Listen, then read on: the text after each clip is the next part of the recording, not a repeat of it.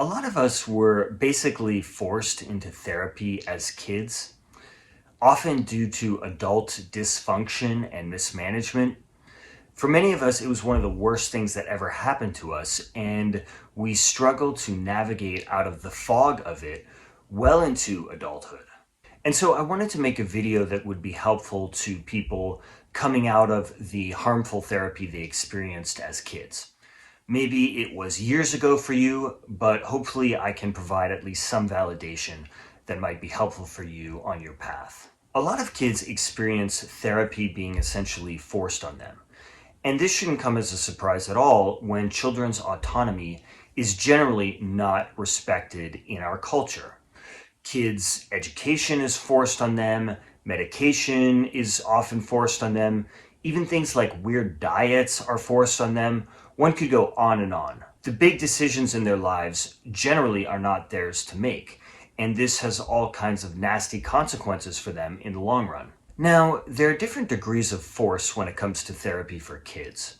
On one end of the spectrum, you have kids that are literally kidnapped by professional kidnappers with handcuffs and held against their will at mental health treatment programs where there are all sorts of human rights abuses that take place, often to get kids to comply with the therapy at these programs.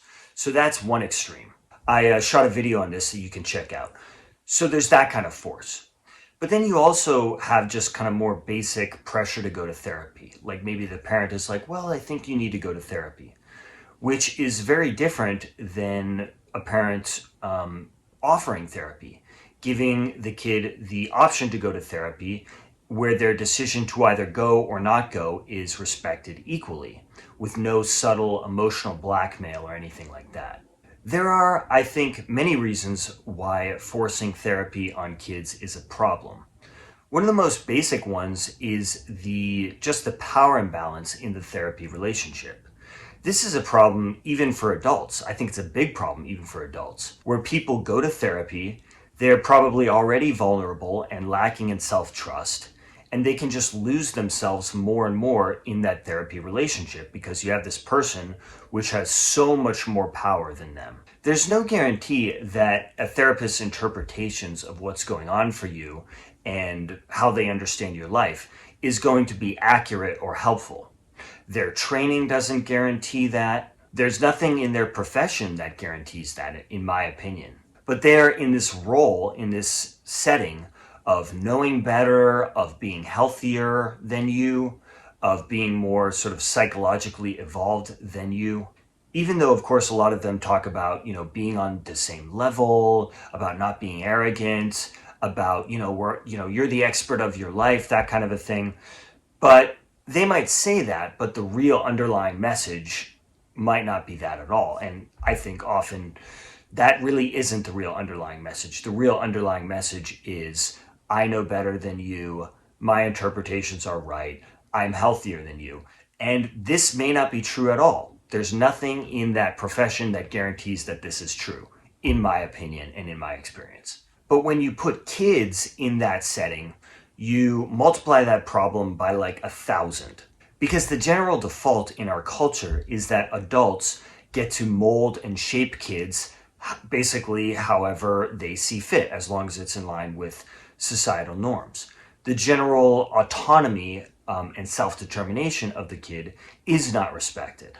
And often strong-willed kids who have like a strong connection to themselves will resist this, which often gets them pathologized and then sent to therapy. And it was my experience that the therapist always takes the side against the kid in that situation.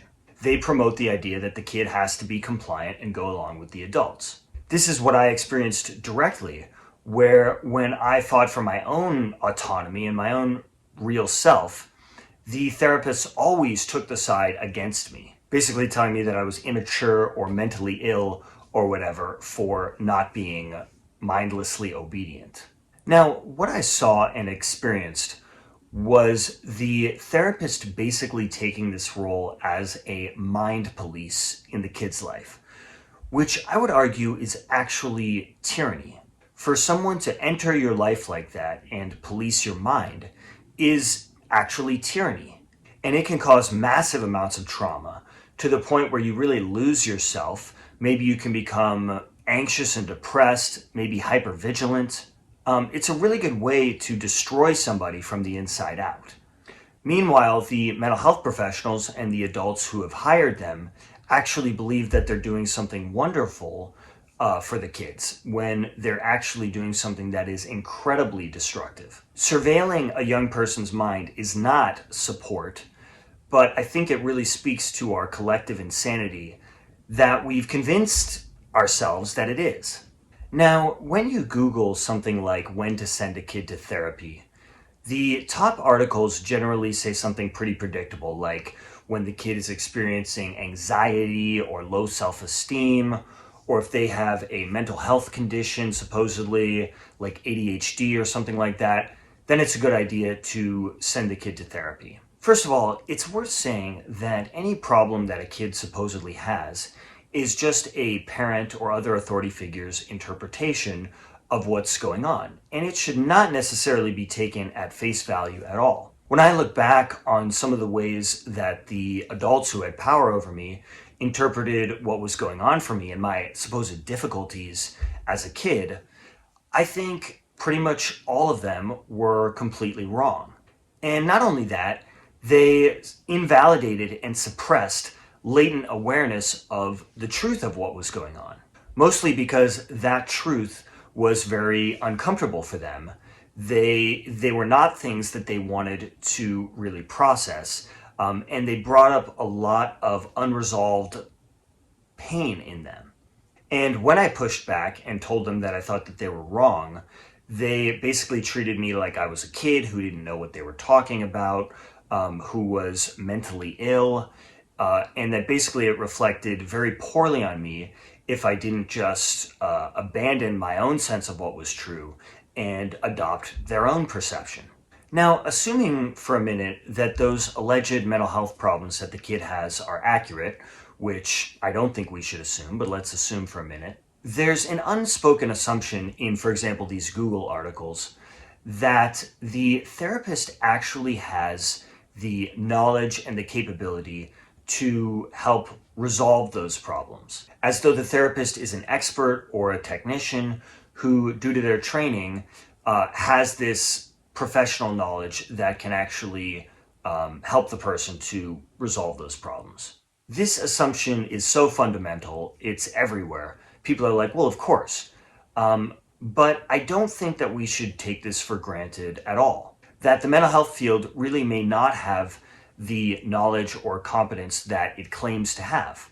For one, my understanding is that the actual scientific knowledge in this field really is not that robust at all. Psychology is an extremely soft science, and psychiatry, as I understand it, is largely clueless about how the mind works and how mental illness works. Now, that's not to say that nobody is helped by these industries or that people shouldn't consider using their services. I'm not saying that at all.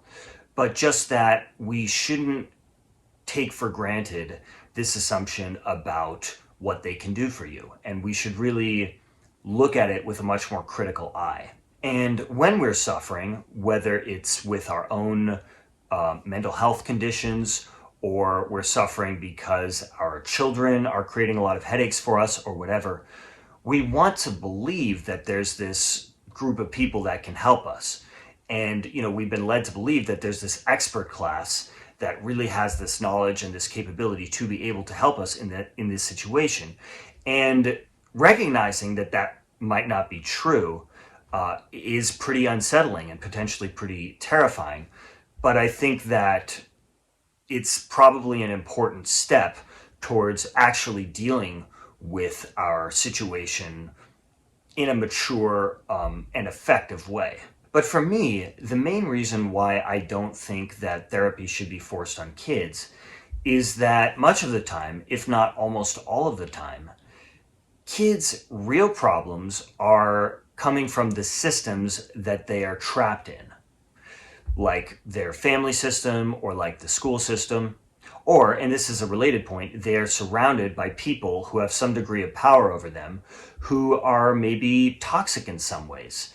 Maybe they have a lot of unresolved stuff of their own. Maybe they're really insecure, etc. But my personal experience with every single mental health professional that I encountered as a kid was that, in effect, they completely deny this. And they make the problem about some supposed deficit that the kid has. Even though a few of them that I encountered did pay lip service to things like family systems and attachment trauma, and they would talk to you a bit about your family, in effect, it was still all about, the kid has this issue, and that's the level at which things need to be dealt with, the individual, not the system. And what does it do when you make the problem about some supposed issue that the kid has, when the real problem is a systemic one, like with a family system or a school system or something like that? Well, I would argue that it makes the kid think that they are inherently defective, because that's the real message. And I think despite all kinds of propaganda basically to the contrary, I think this really is what those mental health professionals tend to believe. They tend to really believe that, yeah, they're dealing with a kid that has some kind of a defect. And being shaped by somebody who views you this way is really destructive. It's really incredibly unfair to force kids into that kind of a dynamic. And I think what often happens is there are some kids who are just more sensitive to how their environment is really screwed up. And they don't merely go along with it, it's really painful for them. And they're often being compared to these kids who merely just, bury their own true self and, really much more willingly adjust to their environment and are much more docile. But I really don't think it is better to be one of those kids. I think that there are great advantages in being somebody who has a much stronger connection to your own true self and who is more willing to kind of fight for those true needs. But most of the time, a therapist is not being hired to validate the truth of the kid's experience and help meet their real needs. They're being hired to force the kid to adjust to those screwed up systems. Now, in this process, therapists will often focus on the kid's behavior and on using coercion to get the kid to exhibit the behavior that the adults want. Well, what does it do to somebody when you force them to bury what is going on for them at depth and you use coercion to modify their behavior? I would say that they would lose who they are. They lose their connection to themselves, and they operate based on fear, based on other people's opinions. They lose the opportunity to be able to operate from a place of empowerment, of authenticity, of their own real selves.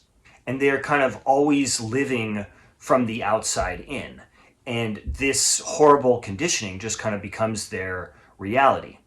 Now, the good news is, I personally believe, and it's certainly been my experience, that we can grow out of this. Once we start to recognize it and we start to work on it, it doesn't have to be the rest of our lives. Although I would say that it would likely just be the reality that we inhabit for the rest of our lives if we don't become more aware and if we don't actually really do a lot of work on this. So in summary here, I think the general message that we're told about sending children to therapy doesn't make a lot of sense and really needs to be questioned and challenged. Therapy can be really harmful. Therapists may not have the capability that they claim to have. And the whole premise upon which children are being sent to therapy can be completely untrue and very confused. So I really hope that this video has been helpful for you. If you know of anybody that you think it might be helpful for, please consider sharing it with them. Please also subscribe to the channel if you haven't done so already. Thank you for watching this all the way to the end, and I look forward to having you for the next one.